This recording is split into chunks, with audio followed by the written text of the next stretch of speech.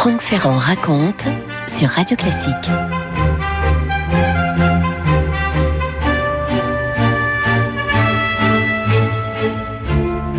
Nous sommes le 25 mars 1608 dans une abbaye qui se trouve à 6 lieues environ au sud-ouest de Paris, dans la vallée de Chevreuse, l'abbaye de Port-Royal. Vieille institution, ça fait 4 siècles qu'on prie à Port-Royal, et voilà qu'une jeune sœur de 16 ans est abbesse, c'est-à-dire qu'elle est la supérieure de l'abbaye, et ça fait déjà quelques années qu'elle officie, puisqu'elle a été nommée abbesse de cette abbaye de Port-Royal à l'âge de 10 ans. Alors bien sûr, on l'assiste dans son service, il y a notamment une prieure plus âgée, mais avec sa volonté de caractère, la jeune abbesse a réussi à mettre de côté la prieure. C'est une adolescente donc qui se retrouve à la tête de cette abbaye de plus de 80 moniales. Elle s'appelle Jacqueline Arnaud, elle est devenue dans les ordres mère angélique, elle ne voulait pas du tout être religieuse. Elle avait 7 ans quand on l'a contraint à prendre le voile et depuis, elle vit dans Port-Royal des Champs en ruminant. Elle est malheureuse de son destin. En 1607, elle a même carrément envisagé de s'enfuir, elle voulait partir pour La Rochelle, elle se serait mariée à La Rochelle, c'était très romanesque tout ça. Elle avait que 16 ans à l'époque. Sauf que elle est tombée malade, elle a eu le paludisme, grande dépression là-dessus et son projet a avorté. Lorsqu'elle recouvre la santé, Jacqueline Arnaud décide d'exercer sa charge dans toute sa rigueur. Elle va faire venir des capucins pour prêcher et donc en ce 25 mars 1608, le père Basile arrive au sein de l'abbaye pour y faire son sermon. Alors, c'est très difficile à décrire ce qui va se passer. L'abbesse elle-même évoque un véritable coup de foudre qui lui serait tombé dessus. Voilà ce qu'elle écrira des années plus tard à propos de cette célèbre journée de 1608. « Dieu me toucha tellement que de ce moment, je me trouvais plus heureuse d'être religieuse que je ne m'étais estimée malheureuse de l'être. » Ce qui est certain en tout cas, c'est qu'à partir de cette journée de mars 1608, tout va changer à l'abbaye de Port-Royal. Désormais, Mère Angélique va prendre sa charge très à cœur. Elle décide de réformer complètement l'abbaye, de s'inscrire dans cette réforme catholique qui a été lancée par le Concile de Trente. Vous savez, elle va, Mère Angélique, cette Jacqueline Arnaud, elle va se lancer dans une espèce de très grand combat religieux, de grands combats spirituels. Franck Ferrand sur Radio Classique. Alors pour le comprendre, ce combat, il faut d'abord admettre que la famille Arnaud, dont elle est issue, possède énormément de biens, énormément d'influence, et qu'elle est particulièrement influente sur cette abbaye de Port-Royal. Le nom d'enfance d'Angélique, je vous l'ai dit, c'est Jacqueline Arnaud. Elle est la 3e d'une famille vraiment nombreuse. Il y avait 20 enfants, dont 10 atteindront l'âge de raison. Le grand-père maternel d'Angélique était un haut magistrat très proche du roi Henri IV. Vous voyez, on est dans la très haute société de cette monarchie française du tout début du grand siècle. Et donc, c'est grâce à toutes ces relations qu'elle est devenue abbesse de Port-Royal, évidemment, lorsqu'elle avait 10 ans en 1602. Cette précocité explique sans doute l'aversion qu'elle a éprouvée à l'égard de sa condition, aversion qui donc a littéralement disparu en cette journée de mars 1608, alors qu'elle écoutait le sermon du père Capucin. Et ça va tout changer. Je vous l'ai dit, on est dans le contexte de cette réforme catholique qui répond elle-même à la réforme protestante depuis le Concile de Trente, ce qui pousse à renouveler constamment les règles dans les ordres religieux. On observe de façon beaucoup plus stricte un certain nombre de règles de vie monastique qui avaient été oubliées au cours du XVe et surtout du XVIe siècle. Port-Royal appliquait la règle de Saint-Benoît, mais disons-le, elle l'appliquait de loin. Il n'y avait plus beaucoup de règles. Tout ça était devenu quasiment le dernier salon où l'on cause, et Mère Angélique a bien l'intention de rétablir la règle bénédictine avec la plus grande rigueur possible.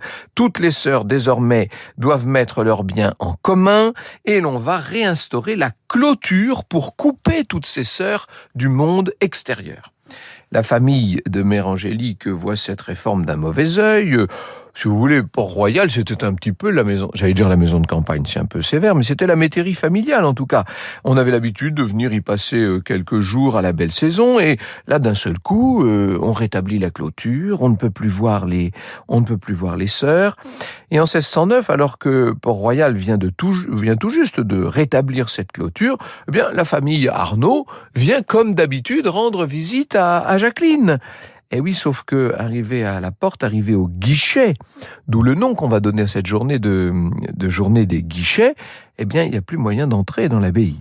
C'est Sainte-Beuve qui a écrit une histoire de Port-Royal et qui nous le raconte. C'est toujours bien d'avoir un grand auteur comme narrateur. Ce jour indiqué, dit-il, sur l'heure du dîner de 10 à 11 heures, les religieuses étant au réfectoire, le bruit du carrosse qui entrait dans la cour intérieure s'entendit. La mère Angélique, qui s'était mise depuis quelque temps à prier dans l'église, en sortit et s'avança seule vers la porte de clôture à laquelle M. Arnaud heurtait déjà. Il commandait d'ouvrir. La mère Angélique dut tout d'abord prier son père d'entrer dans le petit parloir d'à côté, afin qu'à travers la grille, elle lui pût parler commodément et se donner l'honneur de lui justifier ses résolutions. Mais M. Arnaud n'entendit pas 2 fois cette prière. Il tombe des nues à une telle audace dans la bouche de sa fille. Il s'emporte et frappe plus violemment, redoublant son ordre avec menace. Madame Arnaud, sa mère, qui était à 2 pas, se mêle aux reproches et appelle sa fille une ingrate. Les échanges, vous l'aurez compris, sont tumultueux, mais finalement, la famille Arnaud comprend qu'elle ne va pas pouvoir faire changer Jacqueline d'avis.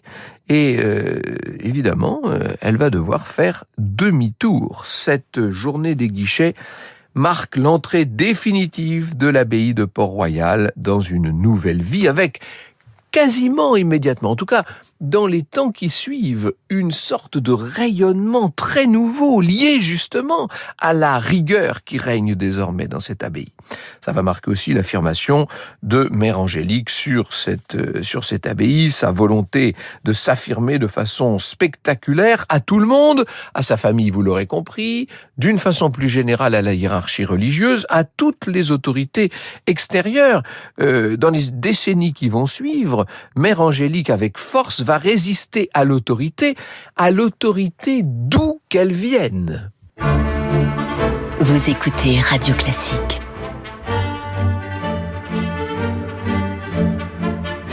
Je pense qu'on a du mal aujourd'hui à imaginer l'importance de ce qui vient de se passer à Port-Royal en ce début de XVIIe siècle, le passage de la réforme catholique dans l'abbaye qui fait l'effet d'un petit séisme.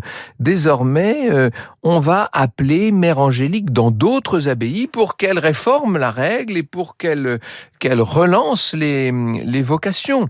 Elle est appelée comme ça en 1618 à l'abbaye de Maubuisson. Il faut vous dire qu'il y avait pas mal de scandales à Maubuisson, et l'abbesse Angélique d'Estrées menait une telle vie de débauche que sa coadjutrice disait qu'elle était la honte de la maison. Et voilà qu'arrive Jacqueline Arnaud, voilà qu'arrive Mère Angélique. C'est elle qu'on envoie, bien sûr. Marie-Joëlle Guillaume vient de faire paraître chez Perrin un ouvrage qui s'appelle « Le grand siècle au féminin ». Et voilà ce qu'elle écrit. En 1618, Angélique reçoit de l'abbé de Cîteaux la mission de rétablir l'ordre à l'abbaye de Maubuisson avec toute autorité tant au spirituel qu'au temporel. Laissant Port-Royal aux soins de sa sœur Agnès, Angélique part pour Maubuisson. Le contexte est explosif et le restera pendant plusieurs années. Destituée puis incarcérée, l'ancienne abbesse Angélique d'Estrées s'enfuit de sa prison, tente de faire reconnaître ses droits sur l'abbaye, puis y pénètre manu militari avec des cavaliers amis ou amants. Angélique fait face bravement, s'efforçant de recruter de bonnes novices et de bien les former. Mère Angélique à Maubuisson, va faire 2 rencontres qui vont beaucoup la marquer, qui vont déterminer le reste de sa vie. D'abord, l'un des plus grands théologiens, sinon le plus grand de son temps, François de Sales, évidemment, le fondateur de toute la pensée salésienne, et puis Jeanne de Chantal, fondatrice de l'ordre de la Visitation. Autant dire qu'elle reçoit là l'enseignement de très grands maîtres en 1623, après 5 années d'absence. La voilà qui rentre chez elle, dans sa vallée de Chevreuse, à Port-Royal, et elle va être encore sollicitée ici et là pour remettre de l'ordre dans d'autres couvents. Son influence est telle que 5 de ses sœurs, quand je parle de ses sœurs, alors là je parle de ses sœurs biologiques, des petites sœurs Arnaud, vont à leur tour entrer dans les ordres, même si les parents ne veulent pas en entendre parler, et au décès du père, la mère qui est devenue veuve va elle aussi entrer dans les ordres. La réputation de Port-Royal maintenant est devenue très très importante. Les grandes figures féminines du grand siècle vont s'en approcher avec l'intention peut-être pour certaines en tout cas de se retirer du monde. En 1624, Mère Angélique décide d'acquérir un large terrain près du faubourg Saint-Jacques à Paris. Et elle va y remanier un hôtel particulier qui s'y trouve, et puis elle va ouvrir aussi un autre couvent. Tout ça dans un climat difficile, avec pas mal d'opposition. Mais le but, c'était de se rapprocher de la capitale et de se rapprocher, évidemment, de tous les lieux où il y avait des âmes à sauver. On peut dire maintenant qu'il y a un couvent de Port-Royal à Paris. L'autre couvent, le couvent fondateur, celui de la vallée de Chevreuse, on va se mettre à l'appeler Port-Royal des Champs. Il y aura donc Port-Royal de Paris et Port-Royal des Champs. Et c'est durant le séjour parisien de la communauté, car les sœurs maintenant se sont installées à Paris. On va voir d'ailleurs s'installer sur place en vallée de Chevreuse, dans la maison mère, on va voir s'installer un certain nombre de messieurs qu'on appellera les solitaires de Port-Royal, et qui plus tard s'installeront au moment où les bonnes sœurs rentreront à Port-Royal des Champs. Eux s'installeront dans ce qu'on appelle les granges. C'est pendant le séjour parisien donc qu'Angélique va rencontrer celui qui va bouleverser littéralement le destin de cette abbaye. Il s'appelle Jean Duvergier de Oranne, mais en la vérité, c'est qu'on l'appelle l'abbé de Saint-Cyran. La rencontre a lieu à la fin des années 1620.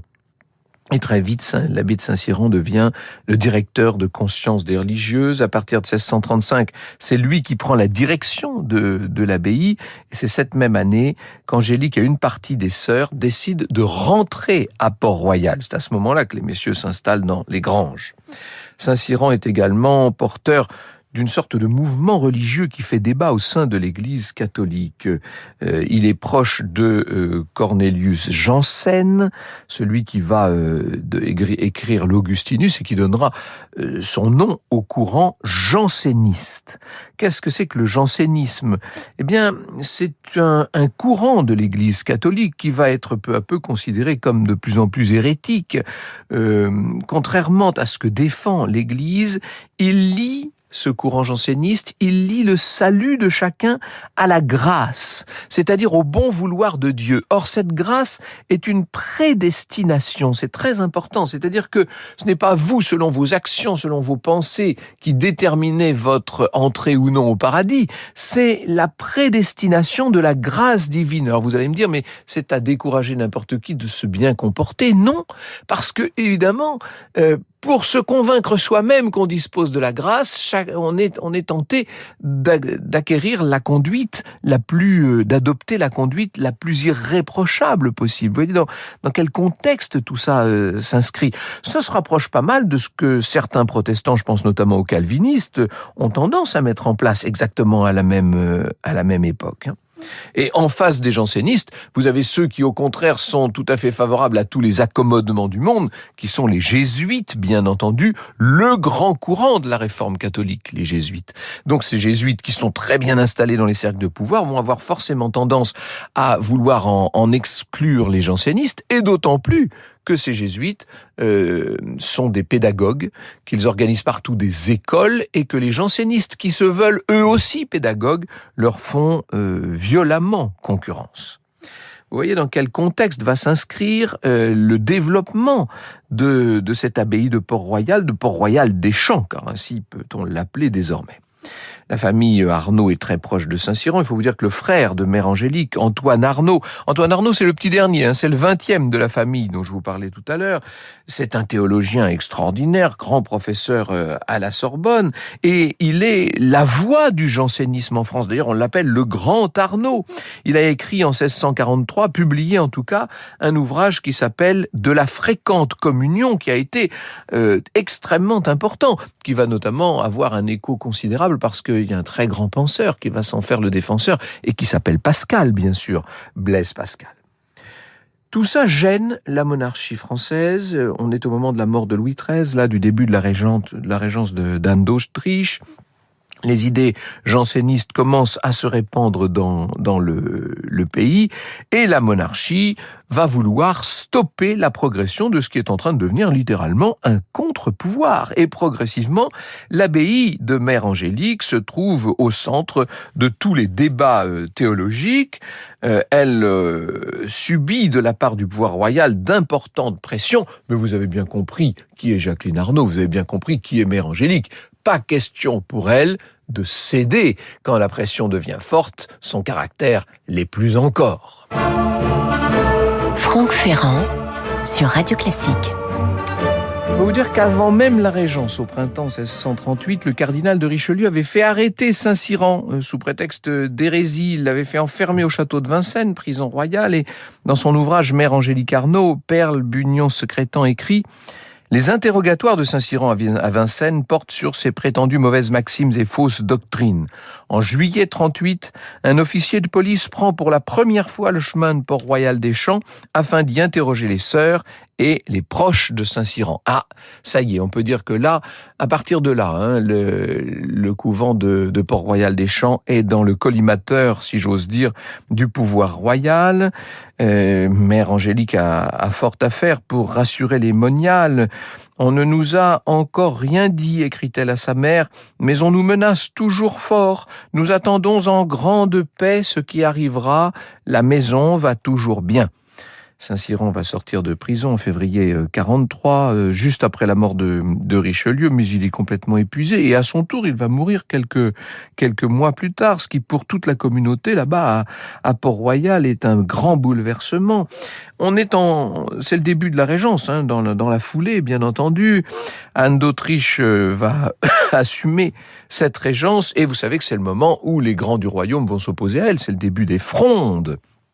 Alors les jansénistes ne participent pas véritablement à la fronde, mais il y a pas mal de frondeurs qui, après l'échec de leur rébellion, vont aller trouver refuge à Port-Royal. C'est notamment le cas de la duchesse de Longueville. C'est le cas aussi du prince de Contis, qui donne mauvaise réputation à l'abbaye, qui devient véritablement une épine dans le pied du pouvoir royal. Franck Ferrand sur Radio Classique. Et voilà que le pape s'en mêle. C'est Innocent X qui publie une bulle pontificale qui condamne pour hérétique 5 propositions du jansénisme. Il faut dire que les propositions en question, c'était des résumés de la pensée janséniste qu'avaient fait les jésuites et qui d'ailleurs étaient contestés par les jansénistes eux-mêmes. Je cite de nouveau Perle Bugnon Secrétan. Au début de 1654, Angélique Arnaud signale à plusieurs reprises à ses proches que les diffamations et les ultimatums se multiplient. Devant les menaces qu'elle sent de plus en plus peser sur son abbaye, Mère Angélique se décide à sortir de l'ombre et du silence. D'un côté, elle demande à la reine de Pologne de témoigner auprès du pape de la volonté de se soumettre au Saint-Siège, non seulement à Port-Royal, mais chez tous ceux qu'on appelle jansénistes et qu'on décrit auprès de sa sainteté comme les plus méchants du monde. Et d'un autre côté, elle décide, avec l'autorisation de la reine, d'écrire dans la Gazette pour témoigner des beaux présents que la reine elle-même a offerts à l'abbaye, ainsi que de l'amour que la reine-mère semble porter à l'égard de l'abbaye de Port-Royal des Champs. Vous voyez l'ambiguïté d'une situation devenue difficile à tenir, bien entendu. En 1660, on mène dans l'abbaye des inspections pour s'assurer que les offices, les prières, les sacrements sont bien conformes aux règles de l'Église catholique. On ne relève rien de particulier d'ailleurs, sauf qu'en 1661, Mazarin vient à mourir et que désormais Louis XIV va régner personnellement. Et Louis XIV n'aime pas les contre-pouvoirs, vous le savez. Il exige que tous les religieux signent une profession de foi et les sœurs de Port-Royal, bien sûr, vont refuser de signer. Et le monarque, en retour, exige que tous les pensionnaires de l'abbaye soient chassés ainsi que les novices, ce qui signe l'arrêt de mort de l'abbaye qui ne peut se perpétuer sans recrutement. Si vous n'avez plus de novices, si vous n'avez plus de pensionnaires, comment voulez-vous survivre? C'est pas possible. Tout ça a beaucoup fatigué la mère Angélique. Elle se rend à l'abbaye de Port-Royal de Paris, qui est donc la succursale, si je puis dire. Et c'est là que le 6 août 1661, elle va passer de vie à trépas. Elle est enterrée à Paris, dans l'abbaye. Son cœur est transporté à Port-Royal des Champs. Angélique a rendu son âme à Dieu, ce qui lui épargnera bien des misères. Elle ignorera, bien sûr, la fin tragique de sa chère abbaye. Ça, ce sera un demi-siècle plus tard, quand le vieux Louis XIV ordonnera la démolition complète de l'abbaye, dont il ne restera pas une seule pierre, dont on brûlera tout. Ce sera vraiment la damnation mémoriée. Voilà ce qu'écrira le chroniqueur Saint-Simon, mémorialiste, devrais-je dire. Ainsi, l'on procéda à raser l'église et tous les bâtiments, comme on fait de la maison des assassins des rois, en sorte qu'enfin, il ne resta pas pierre sur pierre. Tous les matériaux furent vendus, et on laboura, et on sema la place. Le scandale fut grand, jusqu'à Rome. Vous écoutez Radio Classique.